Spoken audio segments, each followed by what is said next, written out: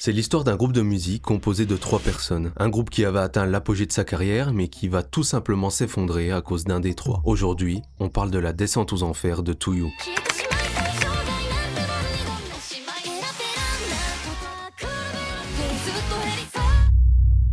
Attention, cette vidéo traite de sujets sensibles, vous voilà prévenu. Alors qui est Too-You? Too-You était encore jusqu'à très récemment un acteur majeur de la pop japonaise. Le nom Too-You vient du fait que le groupe a été formé en juin, la saison des pluies en Asie, aussi nommé Tsuyu au Japon, d'où leur logo en forme de parapluie. C'est un groupe qui a commencé en 2019 sous le label Pony Canyon et est composé de 3 membres, Reiko Moro pour le chant, Miro au piano et enfin Pusu, le compositeur, parolier et guitariste du groupe. C'est un groupe qui cumulera les succès avec albums, concerts, plus d'1 million d'abonnés YouTube et des millions de vues sous chacun de leurs clips. Tout se passait pour le mieux. Pour un artiste, il n'y a rien de plus beau que de voir son art apprécié par les gens. Too-You avait une direction artistique plutôt originale, ils abordaient souvent des thèmes difficiles, des thèmes déprimants, mais avec des clips plutôt colorés en comparaison. Si on rajoute à ça leur patte musicale, leur originalité et leur talent, tout ça leur a permis de sortir du lot. C'est aussi un groupe qui a étendu sa popularité via Osu, un jeu de rythme où les musiques de Too-You faisaient partie des plus populaires. Tout se passait bien, même trop bien. Les premiers signes de la chute ont commencé à se faire sentir après un tweet du 12 novembre 2023 où ils annoncent un hiatus comme ils disent au Japon. Un mot qui désigne une pause à durée indéterminée avec la mention que si on n'a pas de leurs nouvelles, c'est que le groupe s'est dissous. Annoncer ça juste avant une tournée, c'est étrange. Le fameux Pusu va pendant la même période poser une série de tweets. Il va d'abord annoncer que son contrat avec son label est terminé parce que selon lui, c'est un déchet. Dans les tweets suivants, il décrira à quel point l'argent lui est monté à la tête, qu'il ne pensait plus que à l'argent, à s'amuser avec des femmes et qu'au final avant Too-You, quand il était au plus bas, c'est là qu'il était vraiment un artiste, un créatif. Mais pour l'instant, tout continue. Ils ont une tournée avant leur pause et tout cela semble derrière, n'est-ce pas? Le 31 mai 2024. C'est cette date qui va amener ce groupe si populaire au plus bas. La télévision va révéler au monde une affaire que l'on ne pouvait prévoir. Un certain Yano Asaya va être arrêté pour avoir poignardé une adolescente dans le torse. Mais qui est cet homme? C'est tout simplement le vrai nom de Pusu. Et évidemment, en tant qu'horrible personne connue, il entretenait aussi une relation avec. Il avait profité de son sommeil pour la poignarder avec un couteau de cuisine. D'après ce que j'ai pu lire, le drame aurait eu lieu à cause d'une potentielle rupture entre les deux. La cerise sur le gâteau, c'est qu'il aurait avoué vouloir se suicider après être passé à l'acte. Mais heureusement, il aura quand même pensé à appeler les secours à la place et la jeune fille survivra à ses blessures. Tout cela est vraiment ironique de la part de quelqu'un qui dénonce ce genre de relation dans ses sons. Bien évidemment, tous les événements qui restaient au groupe, notamment des concerts, ont été annulés et le groupe finira par se dissoudre.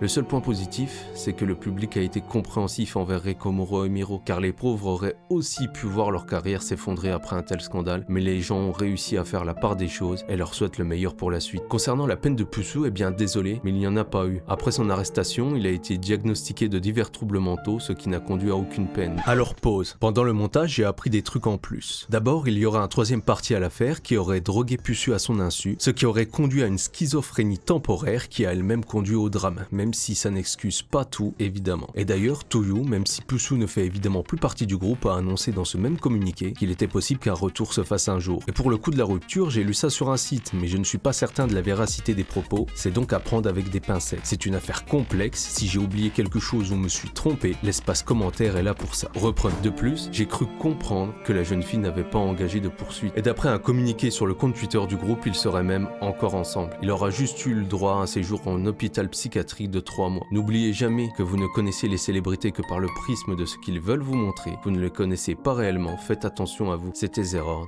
à bientôt.